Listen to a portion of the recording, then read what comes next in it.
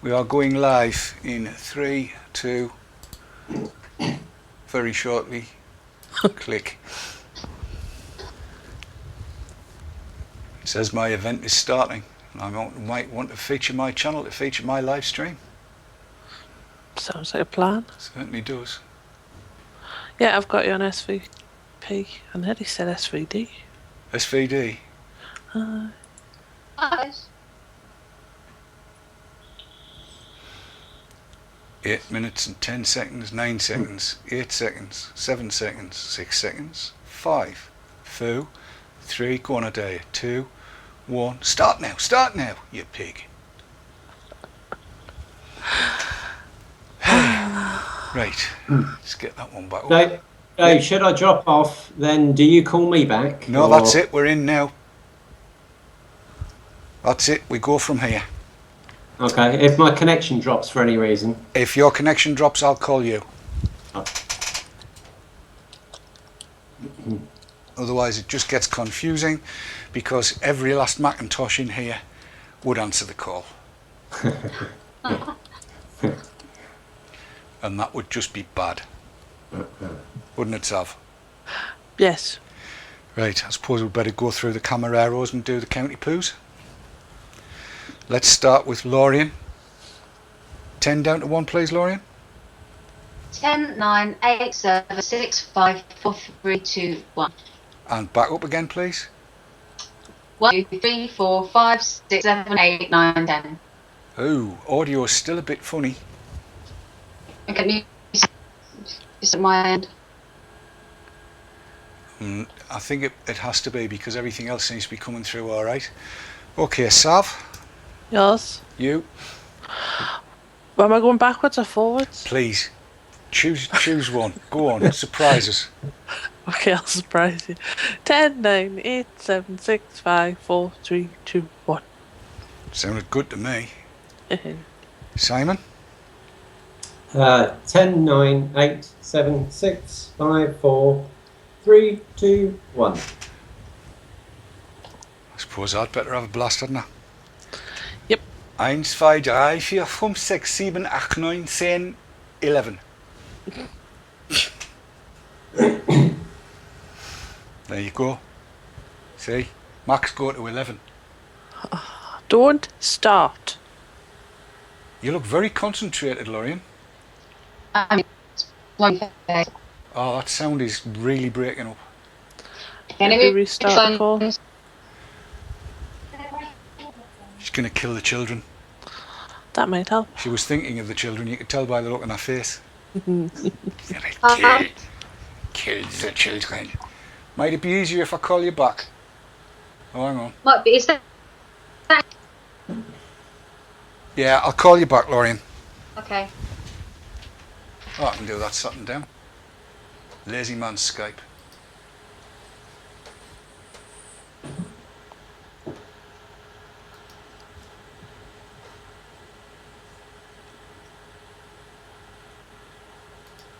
Hello? Hello. Is that any better? A lot. Oh. And then not. Okay, hold on. Right, is that any better? Seems to be. Okay, it's strange. That would be Skype. Could be. I've plugged in a little microphone as well. Oh, that seems to be working quite nicely. What were you using before? They're just the inbuilt mic on the laptop, but sometimes it seems to go a bit doolally and not work properly. I know that feeling only too well. Yeah. I had an e-cig like that once. It was a 901.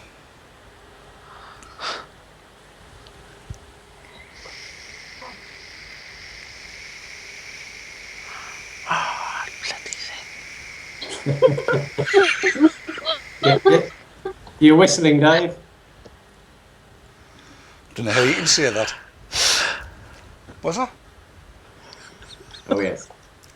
Just a bit. I wonder if I can fit a silencer to it.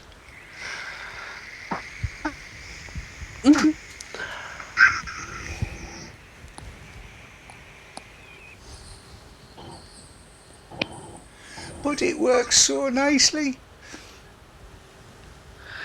Yes. You seen these e-cig things, Lorian? Dave, do tell me about them. You never heard of them? No, Apparently, Martin. things. Yeah, it's gone all out of sync now.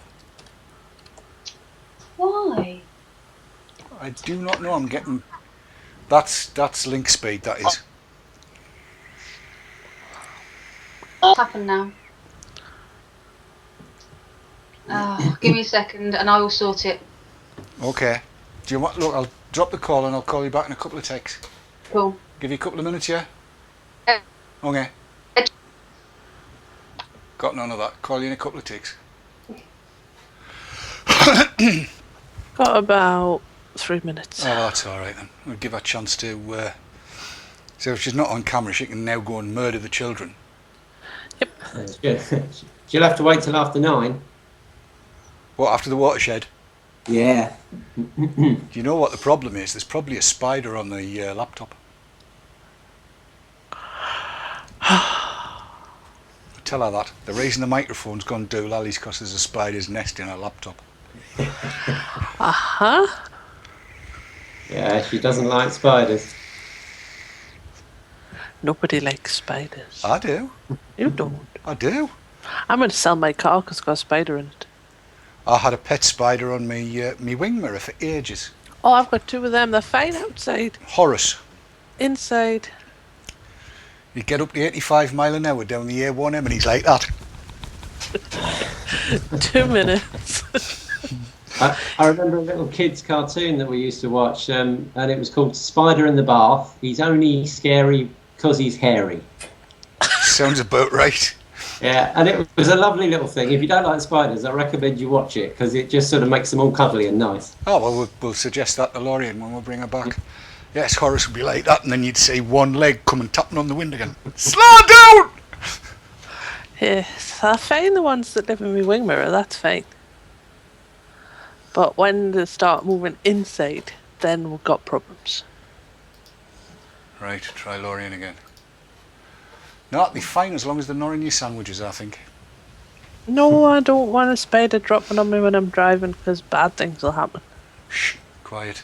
Lorian's back. Is that better? Video's frozen now. Oh, really? We'll cope, Lorian. Well, hopefully it will settle down. I don't know why. I was still off the Wi-Fi earlier, which is why it was a problem. Right, well, audio is good, and if it's slightly out of sync, then so be it. The BBC gets Right, it, it's so time so for the should we. bug. I shall bug on and bugger off. We'll bug on. Bug on.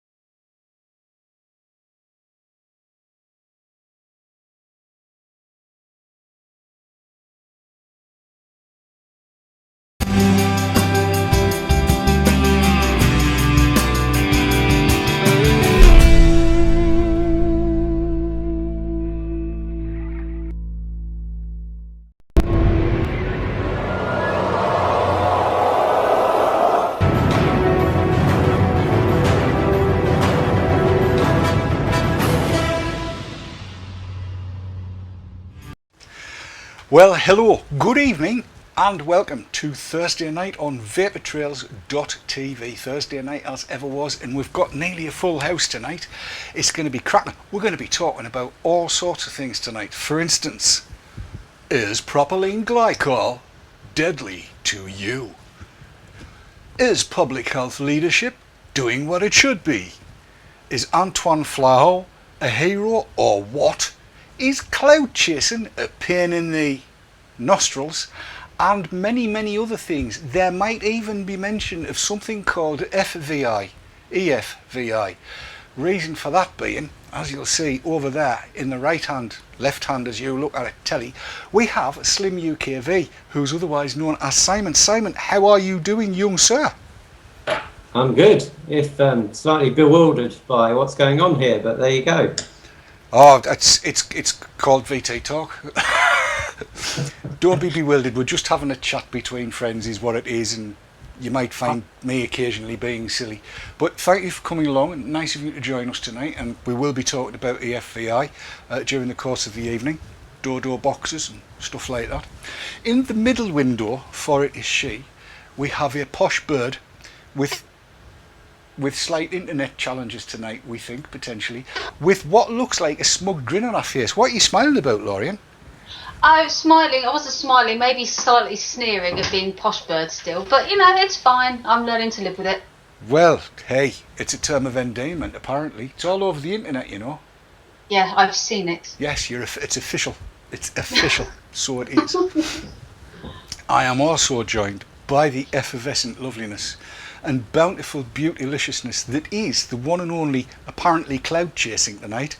Sav, how are you doing, Sav? I'm fine, that wasn't the cloud. That was more of a haze. No, that's Monday. Oh, damn, I'm on the wrong shoulder. How's life? Life is just peachy. How's yourself? I'm walking about and breathing. What? And apparently whistling. Is it still whistling? Yeah. Yeah. It's here, it whistles clear. Get used with it.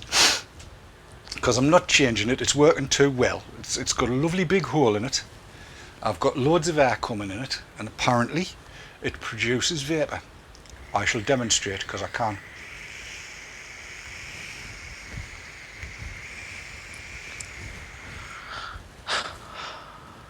I cannot hear anything. The rest were being surrounded by dogs that we didn't know we had. Really? That could explain things. Well, yes. Sorry, we've got slightly, what's the word I'm looking for? Disentangled, no. Distracted. That's the word, distracted. You see, I knew it was you that knew the big words. Yeah. And we'll be using more big words as the evening goes here on VT Talk.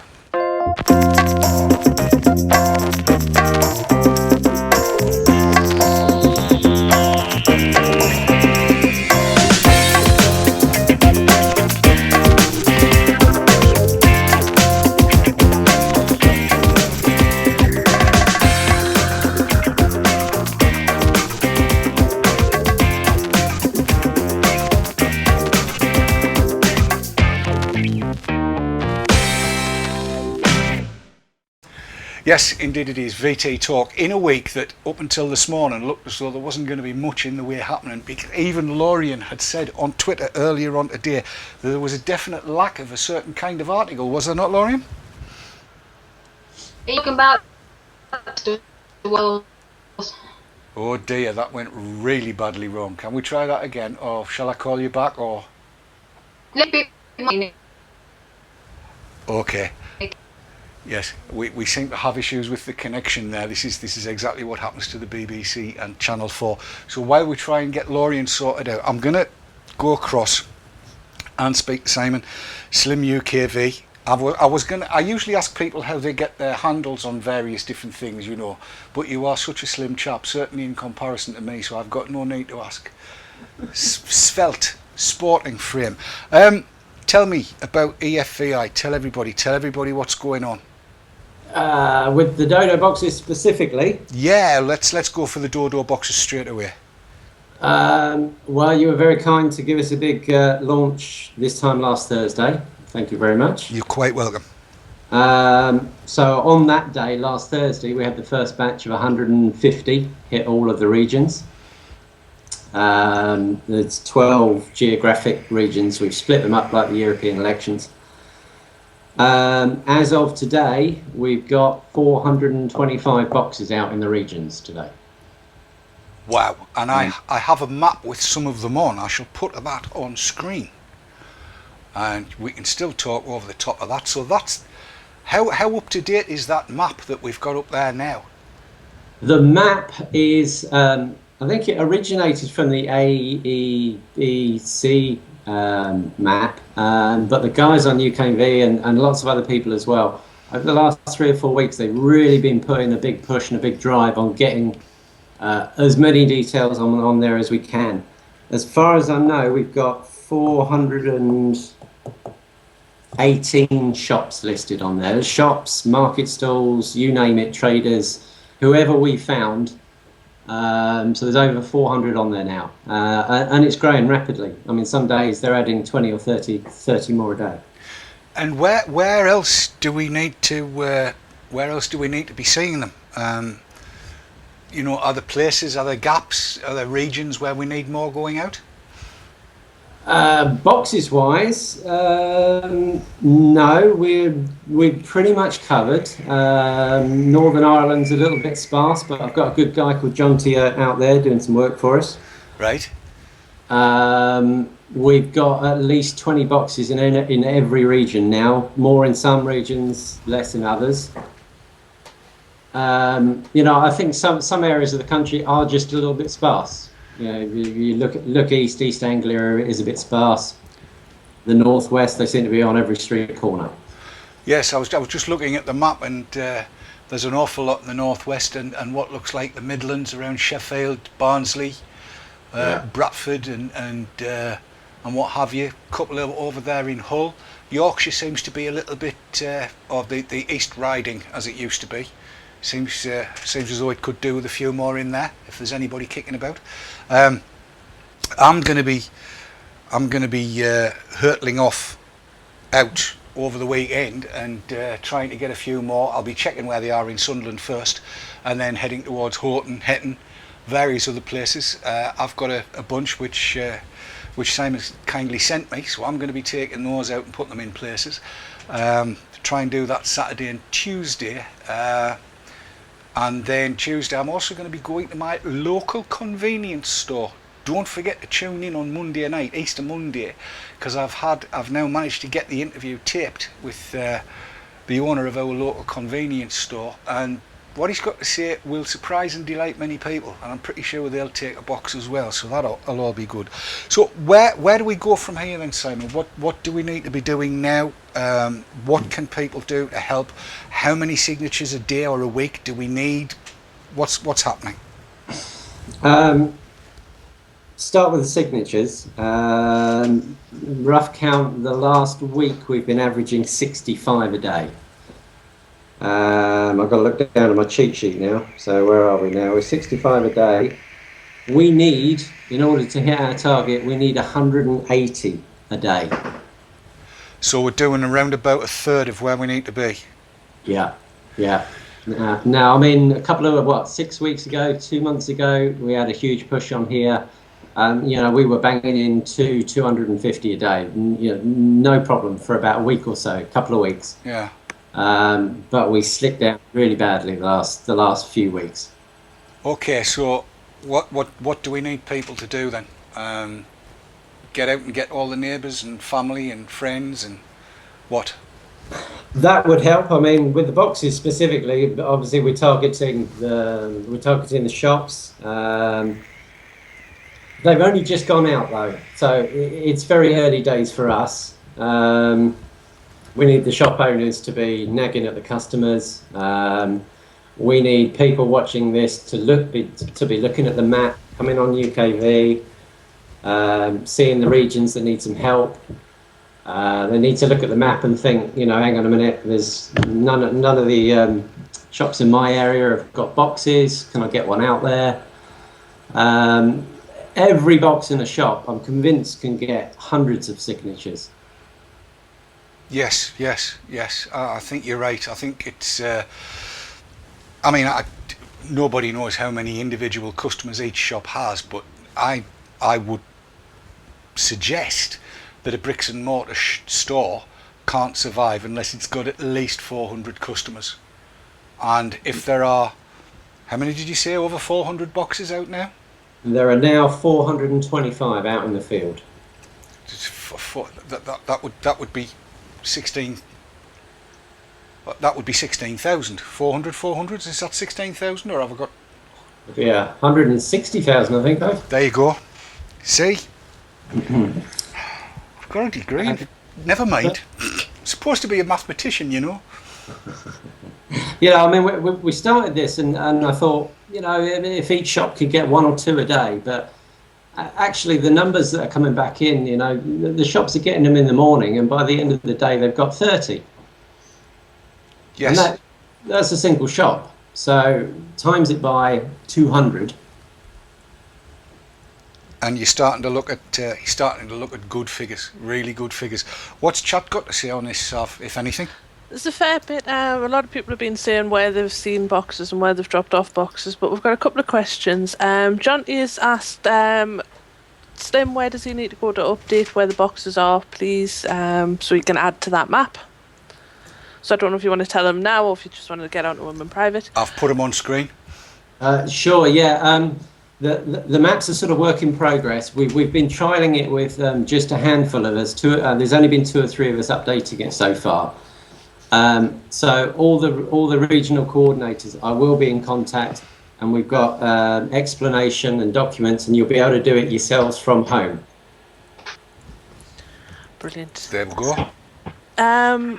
Both Mark Hamburg and Alan Fletcher have been asking. Mark says, is there a possibility to use the Dodo boxes in Germany? And Alan Fletcher says, what about the boxes in other countries? Right. Just today, we sent out 15 boxes to Hungary as a bit of an experiment. They've only got apparently 20 or 30 shops there. Okay. So there was no point sending hundreds out there, but we've sent 15 out. Sorry, David? Yeah, we sent 15 out today. We've sent them to, actually, I think it's Christian, and I think he may be the lead, he may be the main EFVI guy who instigated the whole thing. So we're going to give them a go. The boxes will be in English, but then we're going to work on a translation of the signature form into Hungarian, and we're going to see how that goes. That sounds pretty Excellent. fabulous. Sav? Yeah, brilliant that. Mark Shaw has said, do signatories need to be over the age of 18? Yeah, as far as I know, they do. Right. The Furious says he'll happily give a video or 2 to remind people to go and use these boxes. Rob has said, I still think that vape-friendly pubs are a good target market for cigarette users. And Carl Reptile Rowley says, any in Blackpool yet? If not, I want to help out. And Gary Dibley's asking, where would we stand with supermarkets and putting boxes into a supermarket? The Northwest guy has just literally got his boxes today. Now he's got the biggest batch, and unfortunately we're going to run into the Easter weekend. So the Blackpool obviously comes under the Northwest, so hopefully they'll start going out next week. Excellent. The shops and supermarkets, the problem we're going to have now is, unbelievably, we're going to run out of boxes, I think. We had 500 made, and I thought that was very ambitious. But actually, we've shipped out all but, we've got 75 left. Wow. Amazing. Is that going to? I mean, is there funding to get any more done? If we can show results, Dave, then our fairy godmother in Catherine Devlin has she's taken the idea of more boxes on board. But fair enough, we've got to show some results. We can't just keep going back cap in hand and asking for money all the time. That seems eminently fair. Eminently fair. Have we got any more from chat? There's a couple more. Yoda has said, a vendor I put in a box today and said he has contacts in Europe and is happy to send some boxes out to them if needed. And the Furious Fury 79 has said, is the campaign for vaping in pubs involved in this? They may be able to help with vape-friendly venues. Do we know if CamVip's involved?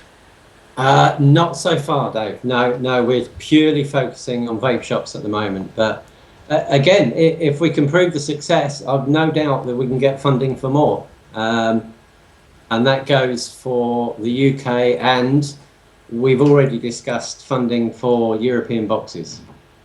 This all sounds extremely encouraging, and it all sounds very, very organised as well. And I'm gonna, wow, kudos. I think you're doing a cracking job. I really do. Well done. And I'm sure everybody in chat will agree. And it's lovely to hear as well all of these offers of assistance and getting boxes out there. I think it's great, and power to everybody's elbow. Want to see more. Lorraine, what do you make of what you've heard since you came back? Since I came back, I think it's fantastic. It was such a simple idea, but to actually get it up and running and get so many people involved, it's just brilliant. It's exactly what we needed to happen. Exactly. Lovely. And I'm here to tell you as well, that audio is spot on. It's in sync. It's great. You must have murdered the kids, did you? Yeah, I did. It was been Minecrafted all day, so I think it just needed a reboot. Right. I'm with you. Wasn't a spider stuck in it or anything? I sincerely hope not, else you're going to lose me. That was a little bit cruel, wasn't it? Just slightly. Okay, but I think... Before you change subject, there's just one thing that's just come in from Mark Shaw, and I don't know how viable it'll be, but I'm going to throw it out there anyway. And Mark Shaw says, could we get away with reps at polling stations in the upcoming EU and local elections? Oh, that's such a lovely idea. There's nothing to stop us from doing that, is there, Simon? Reps at polling, so I guess we can stand outside, can't we? I'm thinking so, yeah. I can't, for the life of me, I can't think of a reason why we shouldn't, given that it would be on public land. I know I often get reprimanded by people outside asking me which way I voted, so why couldn't we stand there, I guess, yeah. Well, yes, of course, because you've got the pollsters out there from all of the major political parties going, excuse me, do you mind if I ask which way did you vote? Conservative by any chance, or Labour, or Lib Dem, or UKIP? Would you mind? Is it? I mean, it's dead easy just to collar somebody and go, hey, excuse me, heard about e-cigs, heard about what the EU's doing, this lot you've just been voting for. You might want to sign this. You may need some sort of ID to sort of prove that you are from the organisation, something like that. But I definitely think it would be workable. I think it's something we can look into, isn't it? Mm-hmm. Make the relevant inquiries in the relevant places, and if we find that that's a goer, then hell yes. But Espiritus Vapors just said if you did it before people voted, you could get done for obstructing a democratic process, so wait for them to come out. Yes, it's got to be on the way out. If you collar them on the way in, it's what was it you said? 'Cause it was full of long words and I don't understand them. Obstructing a democratic process. Obstructing a democratic process. I'm on short words only tonight. I mean, knuckles well and truly wrapped last night. Like. If I could suggest, if somebody could go into the polling booth and actually swap it around so that people into a Dodo box instead, then we'd really be laughing. Yes.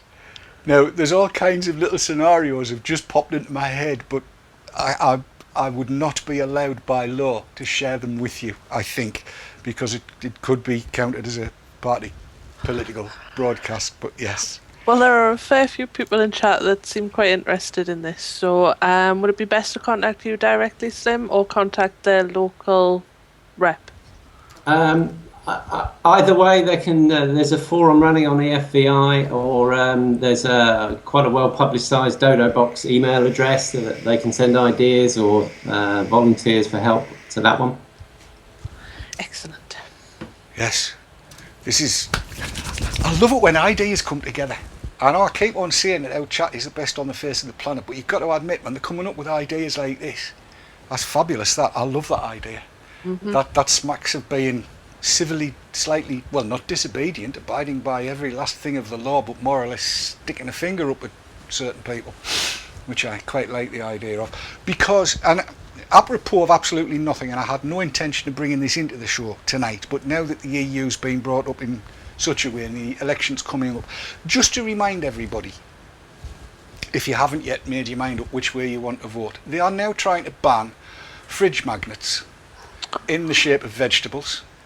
They are trying to ban lava lamps. They No. are, yes, oh yes. They are trying to ban anything that isn't a vegetable in the shape of a vegetable, and anything that isn't a foodstuff in the shape of a foodstuff. Soap, for instance. You shouldn't have soap shaped like a cucumber. Stop it! Stop it! Stop it, both of you! Stop it! See, I have a story about that, but I can't say it on it. Can somebody please explain to me why both of our ladies on the show tonight are now giggling at the thought of soap shaped like a cucumber? It was. I'll I'm just not stick giggling. with It's soap shaped like a cucumber, but it just reminded me of a situation that I could possibly agree with the EU in, but Is this embodied by the two-way conversation when one lady says, "Where's the soap?" and the other one says, "Yes, it does, doesn't it?" no, No. it's to do with products that can be purchased from Ann Summers. Okay, where were you going with all of this, Lorian, before you try and hide behind your mug? I wasn't. I was just being juvenile. Oh, well, that's all right, then, as long as it's not just me. But just to remind you, right? This is what the EU wants to do. They want to ban anything that's not a foodstuff from looking like a foodstuff, and she's off again. Cucumber-shaped soap is just one of the very many things. Fridge magnets, lava lamps, because they are thinking of the children's, don't you know? And as somebody on Twitter pointed out earlier on today, you take one bite of soap, you're never going to do it again, and it ain't going to kill you. So, No. if that, influences which way you vote, then so be it. But it certainly made me think twice. My God. I wonder what they would do if you got a bar of soap shaped like an e-cig. Oh God, can you imagine? Martin McKee would have kittens, but we'll talk about him a little further into the programme. That'll be after the break. Lorian, you know what you have to say? We can speak about Professor Banzer Yes. and just whether or not he would be, a scientist, ethical, or a numpty, and that we would find out after the break. Yes. Are you going to say it? He was a numpty. It's not after the break. We'll be in a You couple... asked me for the answer. I came with the answer. Okay, fair enough. We'll be back in a couple of minutes. And after the break, we'll talk about some more stuff. Back in 2.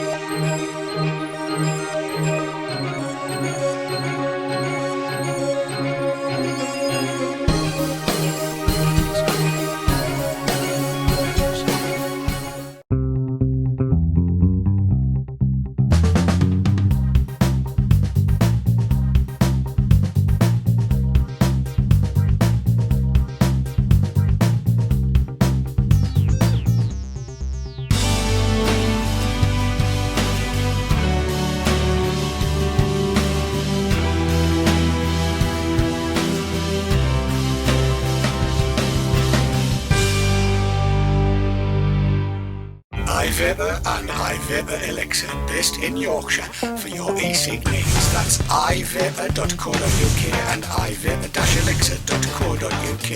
iVapor and ivapor-elixir.co.uk, proud sponsors of vaportrails.tv.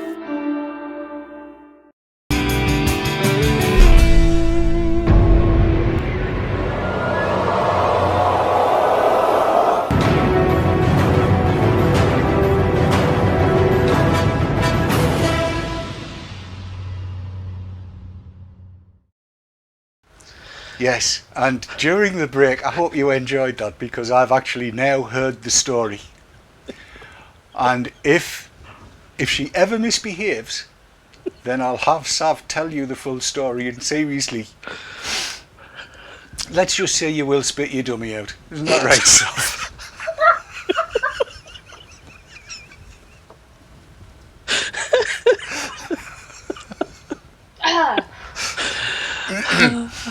We'll go no further with that one for the time being, just to spare your blushes. Or actually, mostly mine, because having heard that. Yes. Okay, let's move on a little bit. Let's move on to propylene glycol.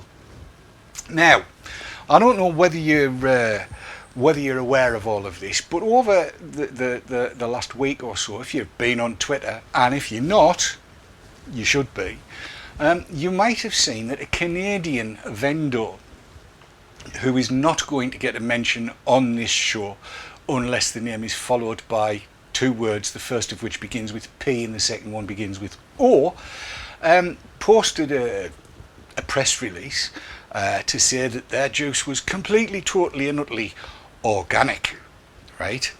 And that it did not contain the highly dangerous chemical propylene glycol.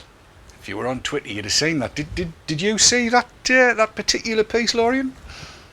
I did see that particular piece, and I think my response was vendors like that can sink, as far as I'm concerned, because they actually do as much damage for their own industry as anybody else. It's idiotic and short-sighted and wrong.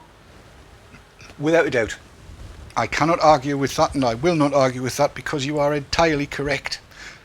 Simon, do you have a view on that particular piece of misinformation that this set of numpties posted? Am I allowed to say no, because I've been too busy doing the boxes this week?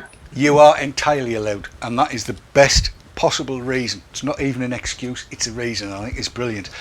Just for the benefit of that particular vendor in Canada, I really hope you are watching, you ball bags, and here's why. I'm going to put this on screen now so that you can see it. And there it is, look. The general toxicity and observations, and this is for propylene glycol and even dipropylene glycol, and it says here, upon reviewing the available toxicity information, the agency has concluded that there are no endpoints of concern for oral, dermal or inhalation exposure to propylene glycol and dipropylene glycol. This conclusion is based on the results of toxicity testing of propylene glycol and dipropylene glycol, in which dose levels near or above testing limits as established in the OPPTS 870 series harmonized test guidelines were employed in experimental animal studies, and no significant toxicity observed. Neither is it a carcinogen, because it says that in the next thing, and it's not a mutagen either. In fact, there's nothing wrong with it. The FQPA safety factor is high, and going right the way through all of this, it says that what you said in your press release, and I'm sorry about this, Chris, and anybody of a nervous disposition, you published a festering pile of fetid dingo kidneys with a side serving of turd covered in diarrheic shite. You lying bastards. Has chat got anything to say, Sav? They are laughing that you said ball bags.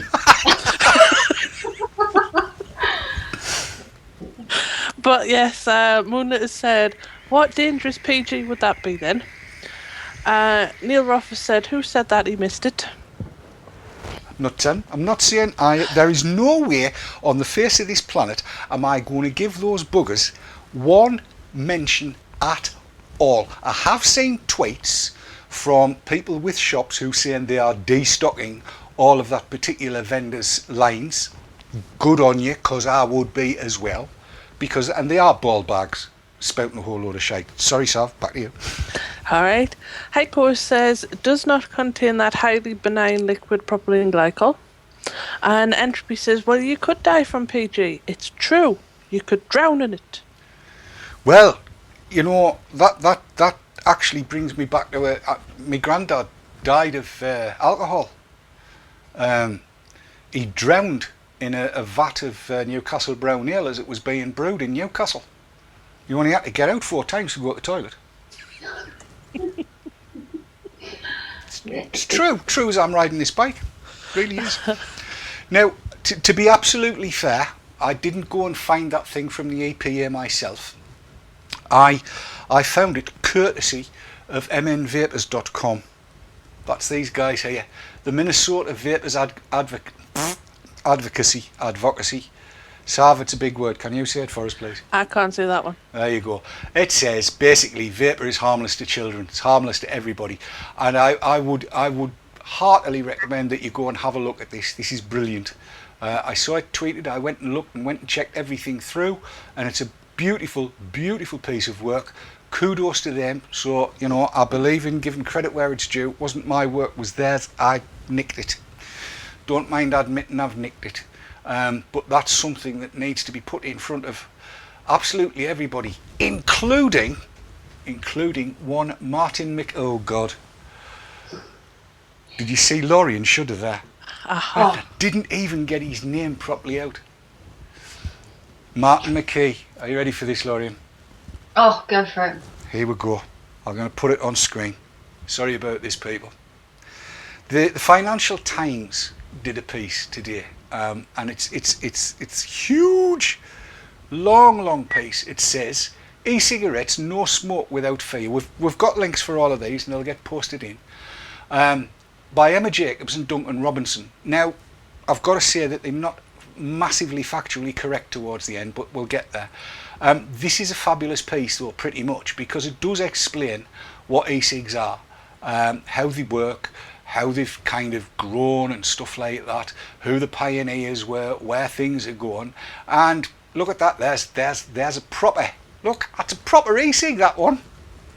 It's Go Liquid's non-disposable Vamo V5. It's not just Go Liquid, it's everybody's non-disposable Vamo V5. But anyway, that's a proper Generation 3 device, is that. It goes through what BAT's been doing, what Lorillard's been doing, RJ Reynolds, Philip Morris and all of that kind of thing. And then it gets into the public health debate, which is not a singularly debate. In Martin McKee's case, it's a mass debate. Let's get to it. And there's the bit. I'll try and make it a little bit bigger if I can. Right. As for the health benefits of e-cigarette, are you ready for this, Lorian? I'm ready again. Oh, okay. Remember, we don't swear on this show. No, we don't. No. As for the health benefits of e-cigarettes, Martin McKee, a professor of public health at the London School of Hygiene and Tropical Medicine, is clear. There aren't any. He believes the devices are renormalising smoking and providing tobacco groups with a way to buy credibility and access politicians. This is not a respectable industry, and the WHO Framework Convention on Tobacco Control is very clear that government should not be having discussions with the tobacco industry. Bubblegum. Anna Gilmore, director of the Tobacco Control Research Group at Bath University, says, if e-cigarettes are to work for public health by reducing smoking of tobacco, then they need to compete with cigarettes. Impossible to achieve if the same companies are selling both products. Tobacco companies do not want e-cigarettes to cannibalise their existing cigarette market. Instead, they want the dual use of cigarettes and e-cigarettes, which has no public health benefit. Lorian, what would your view be? This man is so completely and utterly absurd now. I can't believe anybody can take him seriously, but of course we know they will be. Tell you what gets me most about this. Last year when he wrote his first ridiculous piece in the BMJ, and it was all about how it's all owned by tobacco, tobacco invented e-cigs and all of that nonsense. At the time he was addressed by everybody, pointing out that big tobacco had very little to do with the market as it was and had nothing to do with the invention of e-cigs, and yet he's still carrying on the same nonsense. I was going to swear, but I didn't. And he just won't listen. He is so hell-bent on his own little mission that it doesn't matter what anybody says, what anybody does, what proof is put in front of him. This is a campaign on his behalf, like a religious zealotry campaign, and nothing is going to stop him. Nothing is going to stop him. Do you know, I wish you'd stop sitting on the fence when you're talking about him. Let's go back to a little more that he said, because people do need to be aware of this. Oh, and by the way, I should point out, we're going to be talking to him in May, aren't we, Lorian? We are, yes. Yes. So I'm making a note of every last little lie he has told. I am writing the rebuttals out, and I shall present them to his face with an audience. Let's go into the next little bit that he said. There have been no long-term health studies on the risk of these nicotine delivery devices because they have not been around long enough. McKee, however, does not think that they are the great aid to quitting smoking that they are proclaimed to be. Many smokers are also buying e-cigarettes, he says, conning themselves that they are giving up, but in fact are using both e-cigarettes and cigarettes, upping tobacco companies' profits. Not everyone in the health community agrees. The leading UK charity Action on Smoking and Health, ASH, says that e-cigarettes can help people quit tobacco. Clive Bates, a former head of ASH, who helped devise the World Health Organisation's convention, believes the scepticism in large part ideological rather than evidence-based. There is an unfamiliarity and suspicion of anything market-based, he says.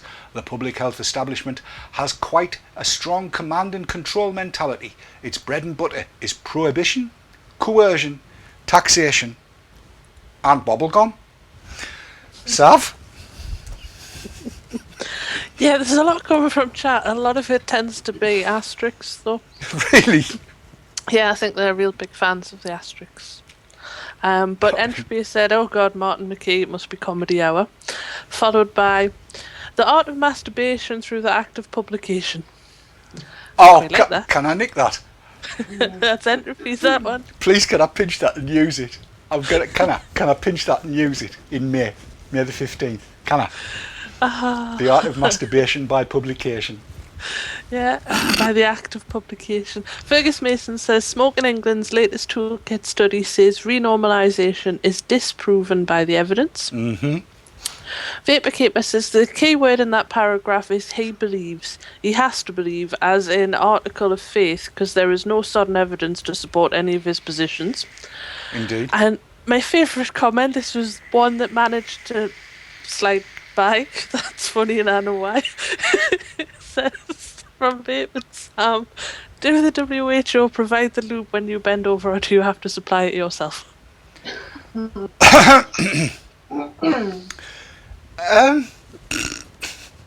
I really daren't go there. But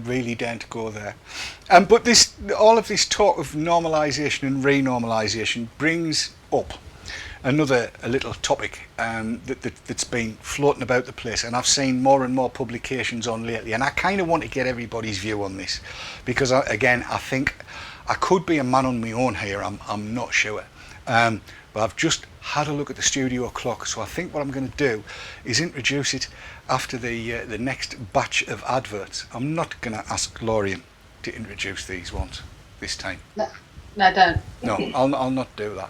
What I will do, however, is demonstrate something and then go into the adverts, and you might get an idea of what we're going to be talking about.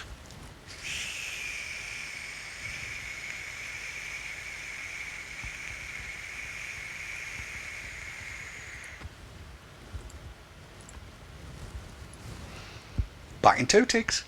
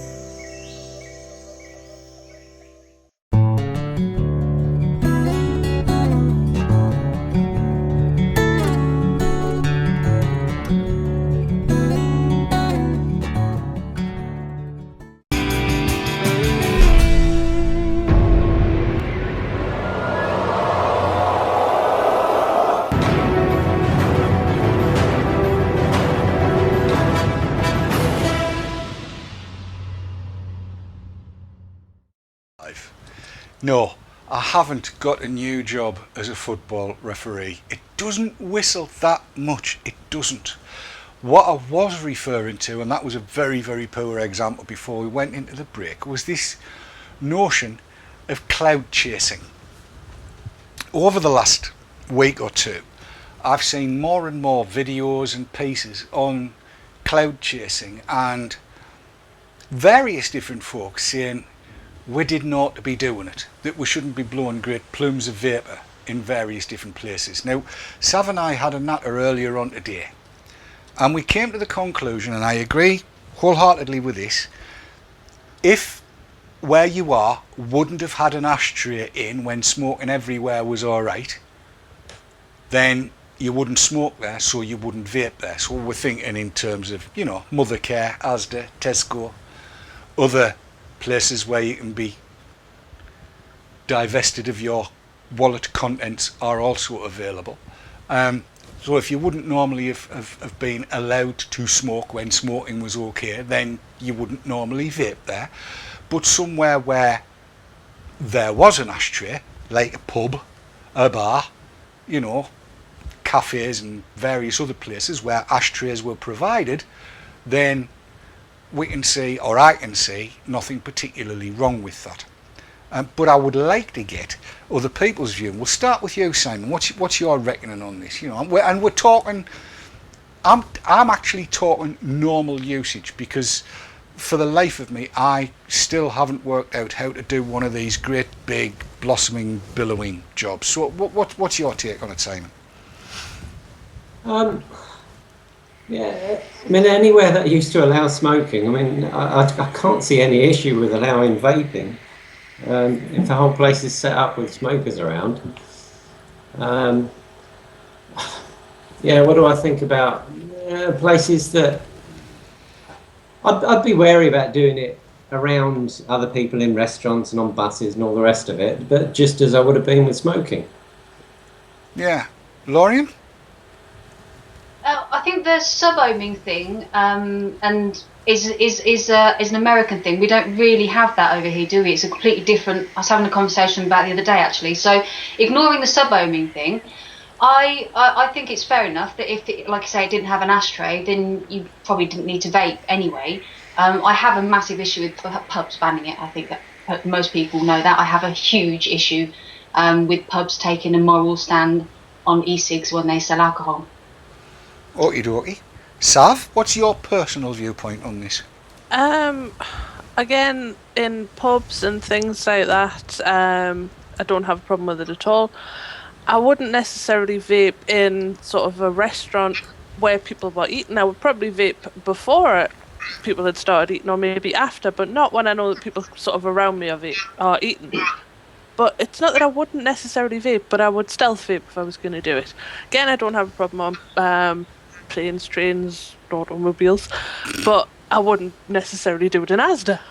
Well, yes, exactly. I mean, we were talking about this the other day, and when we went up to Glasgow, we sat in the restaurant in the hotel, and the pair of us, I mean, the picture was there on Twitter, and stealthing, not a problem. There's no way I was going to sit and blow bloody great big plumes, though, and I don't suppose anybody, I don't know, I suppose some people might, but I mean, we didn't. And again, in the bar, the duty manager came and asked us very nicely, would we mind when people were eating not using? And we said, yeah, that's fine, it's not a problem. We went and sat in another part of the bar where nobody was eating, and there wasn't an issue.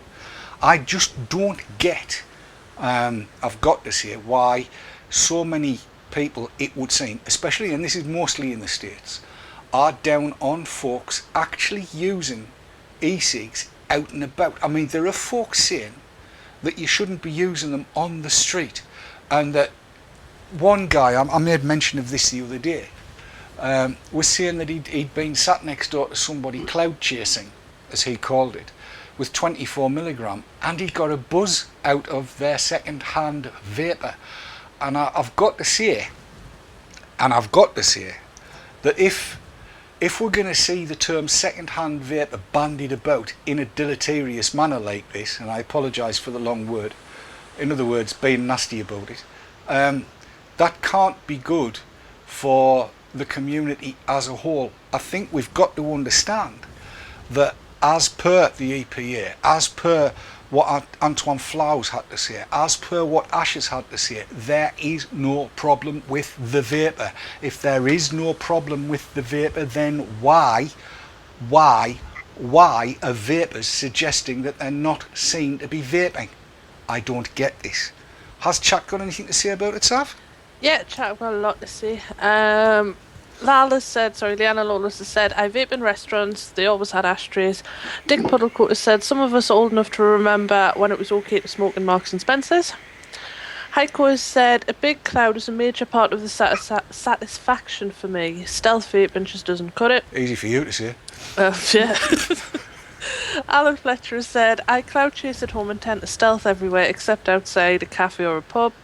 Silent79 says, cafes and pubs, etc. It's rather hypocritical to van vaping. Oh, for crying out loud. Again, easy for you to say. Van vaping, eh? Yeah. Okay. You should never van vaping. No, vanning vaping is definitely wrong. You should truck it. Sorry about that. Vaping Bad has said sub-ohming is not necessarily cloud chasing, it's just to cloud chase they go to extreme low resistance.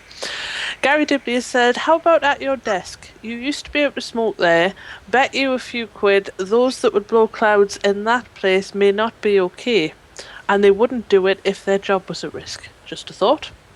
Mm-hmm. Dick Puddlecoat has said, don't give grounds on this. It should be allowed anywhere that smoking was allowed in the 70s. Completely up to the owner. And can I just dive in there? I've got to dive in there and say that's exactly where I'm at. Because I can see nothing wrong with vapour at all. We're not normalising or renormalising anything. It's just, it should be. I'm with Dick. Am I allowed to say that? That always reminds me of that episode of Most Haunted, but I won't go there either. No, carry on. Final comment came from Tony, and he says, I vape at my desk at work.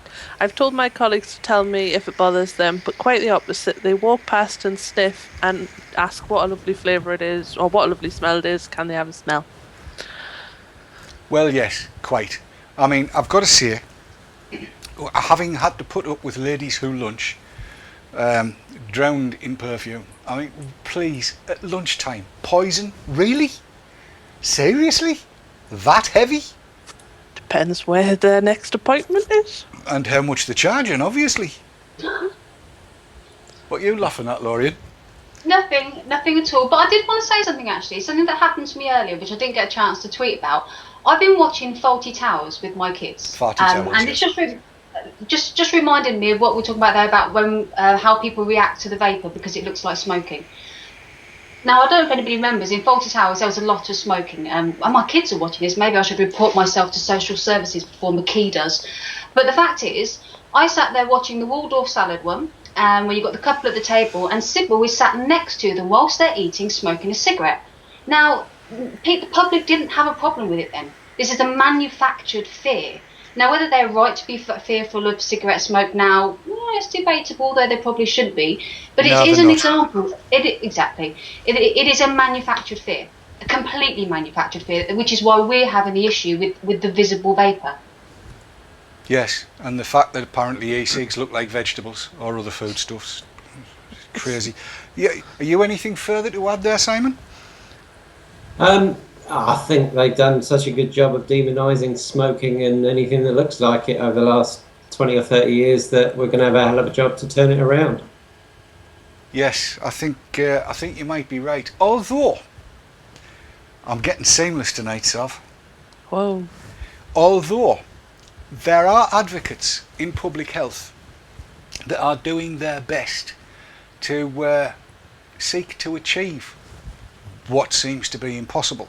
And I refer to one, Jerry Stimson, who apparently works at the same place or used to work at the same place as one Martin McKee, bubblegum, and who has done a piece in the European Journal of Public Health Advanced Access. This was published April the 11th. Again, we've got the link for this, and I'm assuming that it's going into chat and stuff like that. But just to point things out here, and I'm not going to read all of it, we go through all the usual preamble, and which is all good stuff. It says, where conventional quit smoking approaches have lingered, electronic cigarettes are an attractive alternative to tobacco cigarettes for established smokers who are unable or unwilling to give up nicotine. The available evidence in this fast-moving scientific field indicates that electronic cigarettes do not raise serious health concerns, and the science suggests that electronic cigarettes are many times safer than the smoked tobacco against which they are competing. They are clearly popular among smokers and ex-smokers. In short time, there has been remarkable uptake in their use, with an estimated 7 million users in Europe and 1.3 million in the UK. In the USA, the value of sales is roughly doubling each year, and so on and so on and so on and so on and so forth. But then we get the last paragraph, and I shall highlight it because I'm going to read all of this, because this is a message that Martin McKee, Stanton Glantz, and various other people, all of whom are really not worthy of mentioning by name, other than if you're swearing, and I now use Martin McKee as a swear word. The core public health mission is to prevent disease, prolong life, and promote health. Good public health initiatives work with individuals and communities. The WHO Ottawa Charter for Health Promotion states, health promotion is the process of enabling people to increase control over and to improve their health. People cannot achieve their fullest health potential unless they are able to take control of those things which determine their health. This seems to be exactly what electronic cigarette consumers are doing, taking control of things that determine their health. So it is also remarkable that this trend in electronic cigarette use has had little support from public health experts. Public health has yet to engage with this new movement. In many countries, the medical and public health response has been negative and over-precautionary. The reasons for this are complex, but for people who have dedicated their lives campaigning against smoking and for an end of the tobacco industry, it seems hard to accept that this disruptive innovation might be a solution to smoking. The caution exhibited by public health experts has led to a chasm between them and consumers, evidenced by comments on social media. Many e-cigarette consumers see public health as the enemy of health and consumer choice. This should be cause for sober reflection by public health professionals and is an extraordinary situation that needs to be remedied from both sides to maximise the public health potential of safer alternatives to smoking. And if anything was pointed towards Martin McKee and Stanton Glantz, that, I think, sums it up enormously. Have you read that piece, Lauren? I have read that piece, yeah.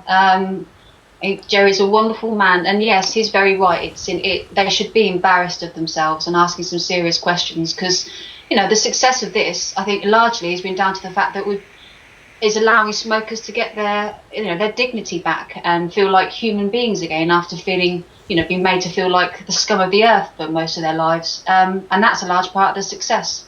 Indeed, absolutely right. Have you seen it, Simon? Or I hadn't, but it was brilliantly written. Yes. And interesting that he points out that public health can't cope with the fact that the answer to smoking might also look like smoking.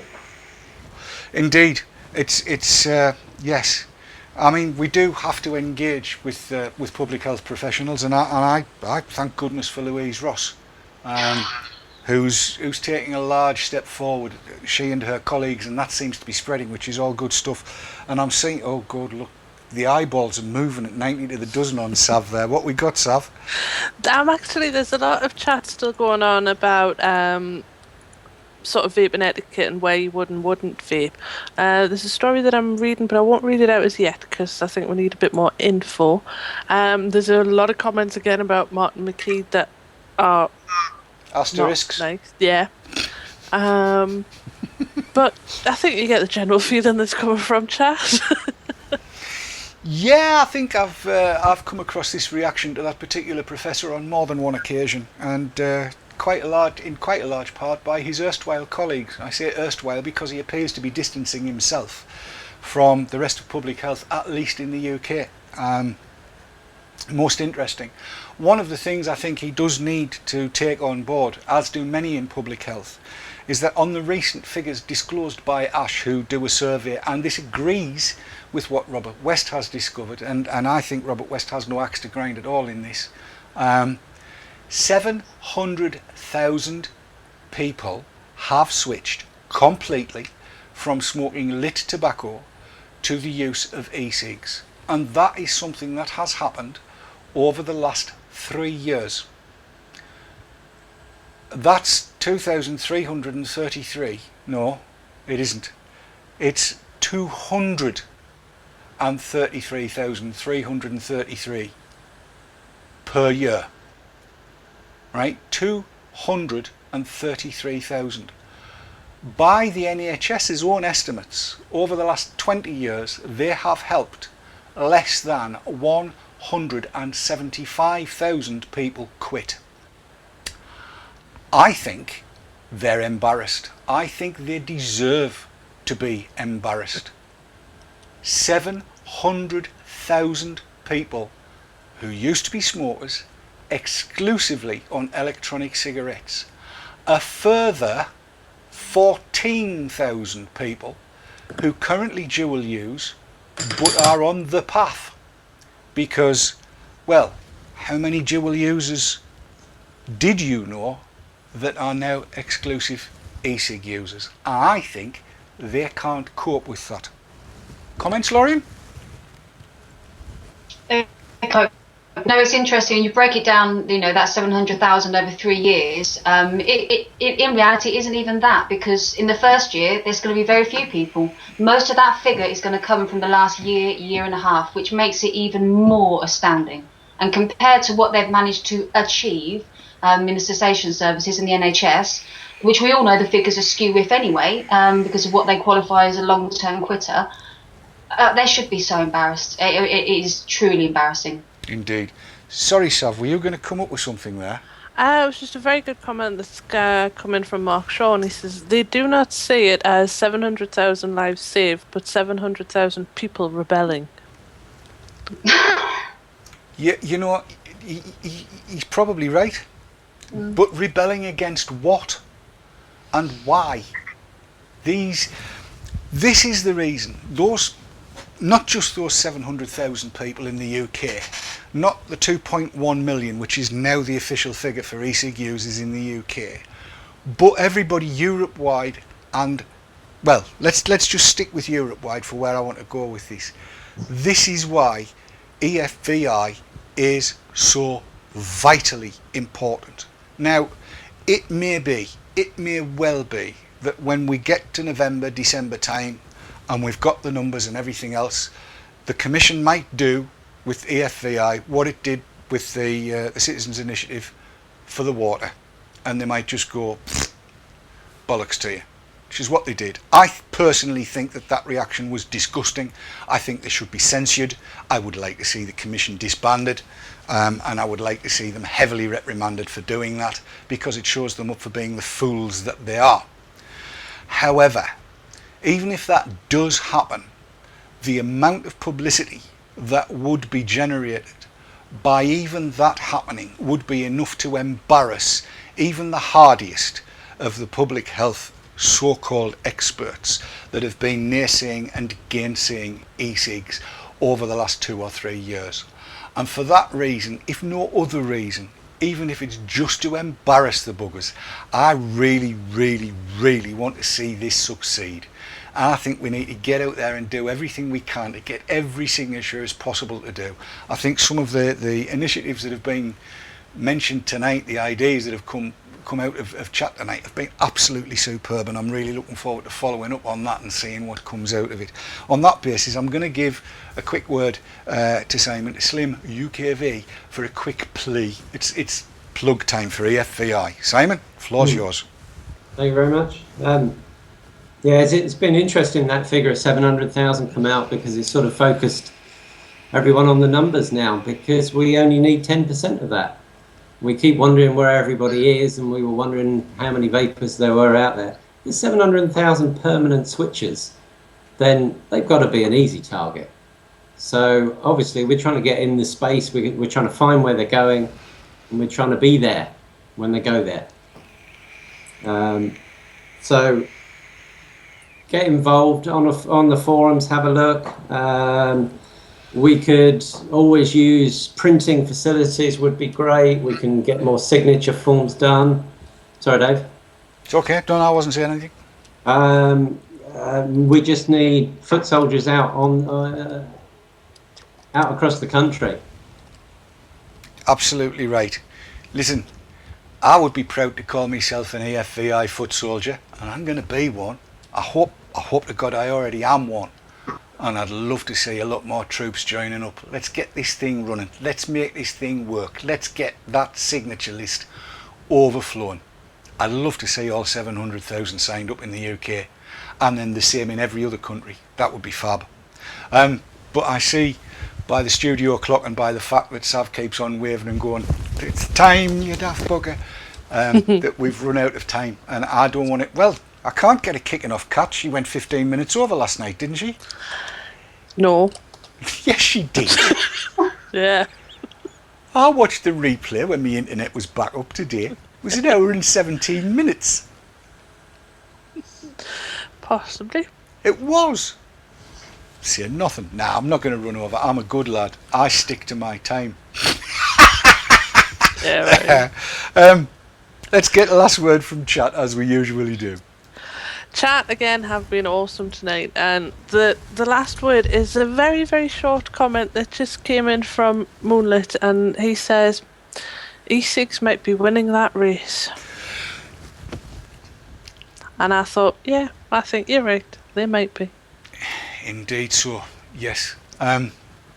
We haven't touched on a whole host of other stuff. Sav, have you still got all of those links? Kat's put them in. I can't get one of them to work, but Kat's putting the rest of them in. Lovely. There's all kinds of stuff that we could have touched on tonight that wasn't there this morning. We didn't think we had a show this morning, did we? Nope. Loads of stuff to look at, loads of stuff to get involved with, loads of stuff to read. I can especially recommend Antoine Flau's piece. You need Google Translate to read it, and you've got to kind of juggle the words about to get there, but it is fabulous, isn't it, Lorien? It's wonderful, it really is. Glorious piece, and it too pushes EFVI at the end of it. There's all kinds of stuff going on, including a piece. I've got to do this. I am going to do this. I think everybody knows I'm a big fan of Clive Bates, and I'm going to blow our trumpet a little bit here.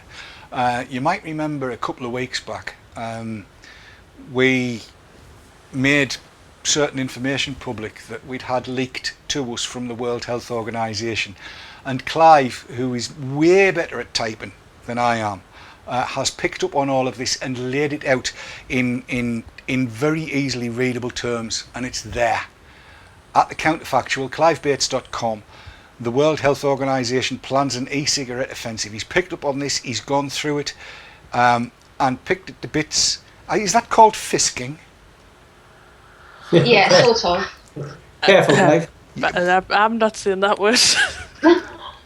I've got to be honest and say I wasn't sure what it was when first I heard it. I thought, really?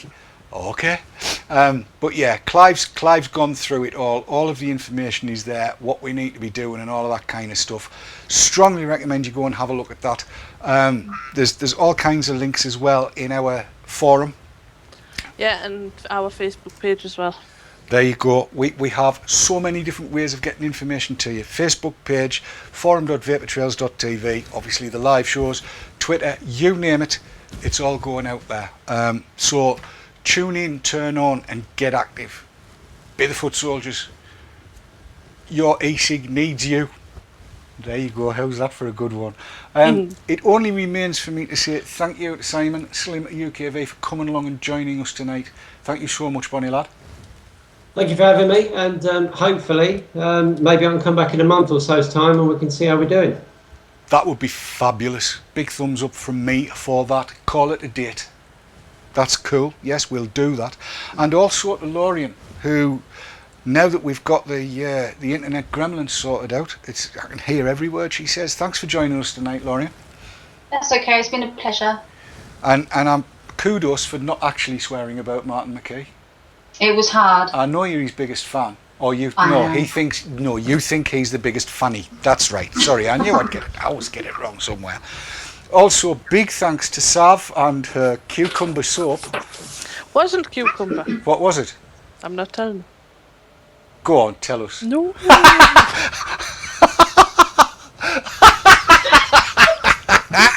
As I couldn't do it in chat. Good man. Good man. We'll tell that story another time, shall we, Sav? Possibly. Yes. Yes. And don't forget tune in RY4 Radio now for Daz. Daz, yes. Daz. DJ Bobo, spinning the wheels of steel. All good stuff. Thanks again for all the work you do. I know it's bloody hard work that you do, and Kat and the rest of the team are backing you up there, handling everything. Kat's been brilliant tonight. And Mark sitting, watching the YouTube stream and making sure that that's all working. It's all good. I love the Vapor Trails team. Fabulous set of people. I'm proud to be associated with them. It's amazing. It only remains for me to say thank you to you all for watching. And do not forget, vape on, vape hard, and don't let that bastard Martin McKee grind you down. Until we see you the next time, take care of one another. Enjoy your life and blow clouds. Yes, go on, we'll go out with that one. Good night, everybody.